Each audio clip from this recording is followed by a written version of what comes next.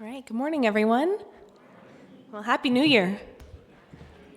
Well, it's good to be with you at the start of this new year. Thank you for all those who pitched in over the Advent season and Christmas and last week's service as well. I'm sorry to have missed it, but it's good to be back with you and start fresh and bright and cold. BC's a little warmer than it is here, but it's good to be back here. So we've entered a new season.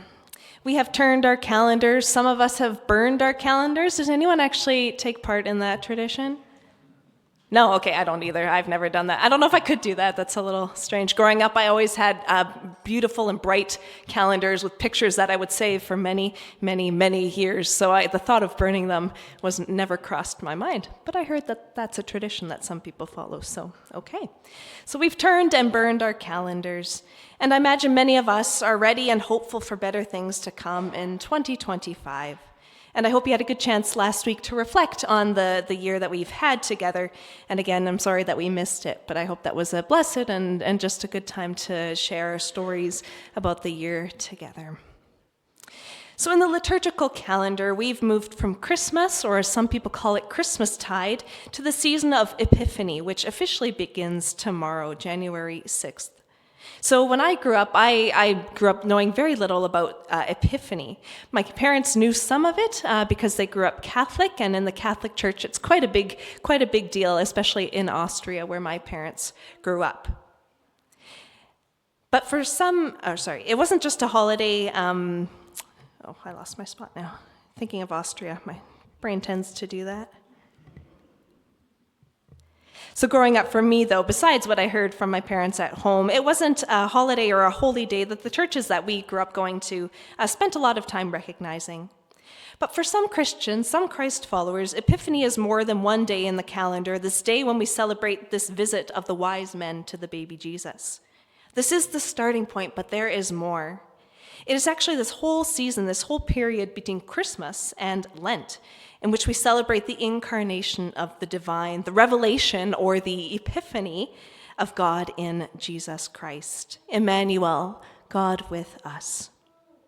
So as the wise men that we heard about followed the light of the star, now we follow the light of the world, who is Jesus, the one who traveled from heaven to earth to bring the good news of God's kingdom.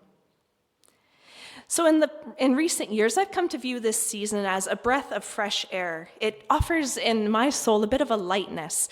And I think this might be in part because being on church staff for the last few years here and previously, this is a very busy season. Advent and Christmas are one of the busiest times of the year. So maybe it's just the renewed energy that I feel coming out of this season once it's complete and after I've had a bit of a holiday. So now on the other side of Christmas, with all its hope and light that we've been celebrating, we come to Epiphany, and we're invited to sit and stay a while. Today we reread the story of the Magi that we heard during the Christmas season as well, these wise ones who came from the east to celebrate a king that they did not know. Their journey had some surprises and unexpected graces, and that's just the story we hear about in the Bible. Who knows how long they were on the road and what their travels looked like before they made their way up to the hills of Judea to Jerusalem and Bethlehem. We learn from the Magi that the journey is not always smooth and can change in unexpected ways. We also learn that God works in unexpected ways.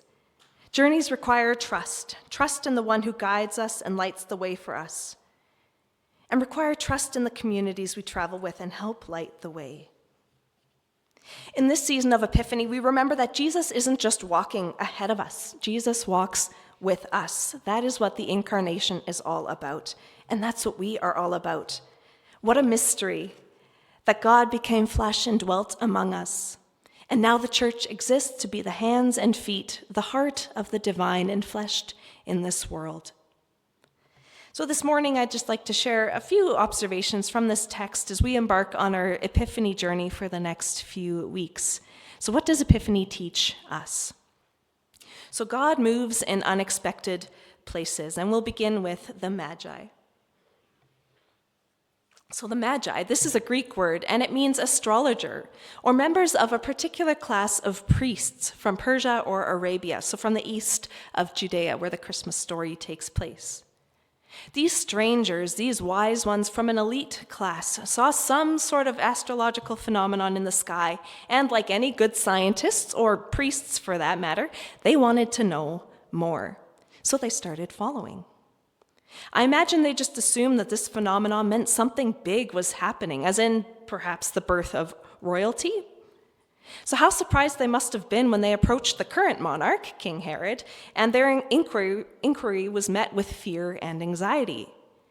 So what's going on here? The text says that Herod and all Jerusalem with him respond to this exciting prospect with fear, and the Magi respond with joy. So God speaks in unexpected places. This is an interesting picture here in Matthew 2 of the foreigners worshiping one that they do not know.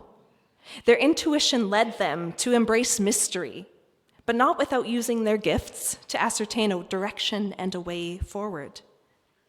They did not let mystery and the unknown stop them from being filled with joy and worshiping Jesus, falling to their knees in reverence and presenting precious gifts of deep significance.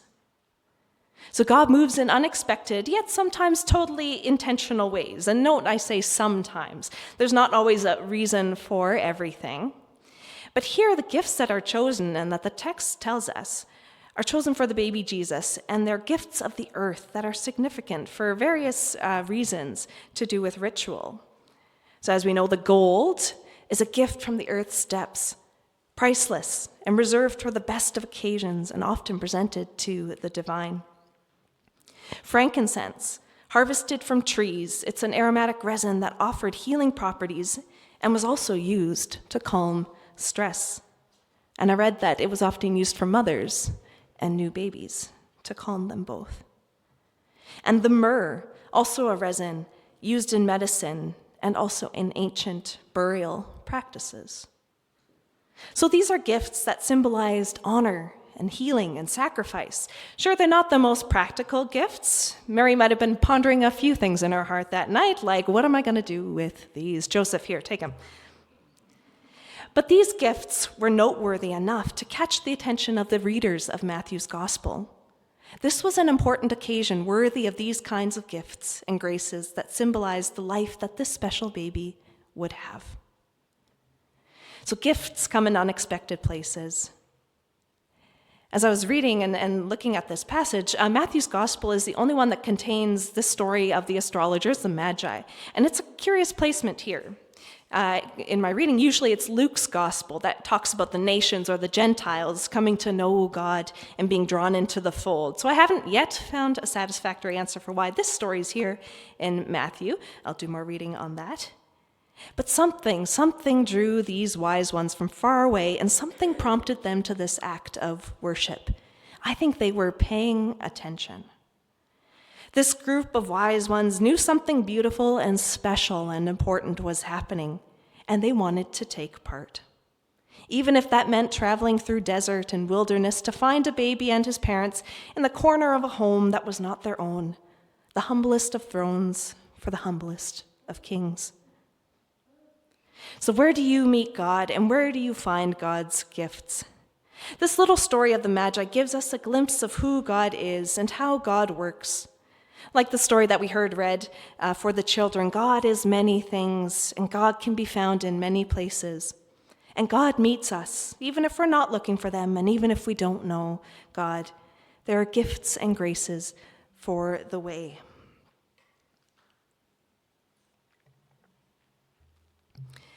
So last week, Andy and I, that was just over a week ago, we purchased a used electrical vehicle, and you can ask us questions about our journey with that. There's a lot to learn there. I know some of you in the congregation have helped us and have offered us some tips. So we drove from Vancouver to Kelowna, and after a few days with my family there over the New Year, we started the long trek to Saskatoon. Now, this adventure was quite a bit different than the Magi 2,000 years ago.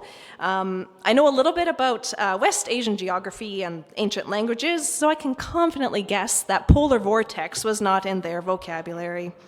But that's what we were traveling through the last couple of days. We only got home yesterday afternoon. So there's quite a lot to think about when traveling through these increasingly dropping temperatures as we head east and traveling through mountain passes as well. And we learned about the different ways that people engage in their electrical vehicle journeys. It's an interesting subculture, I'll tell you that.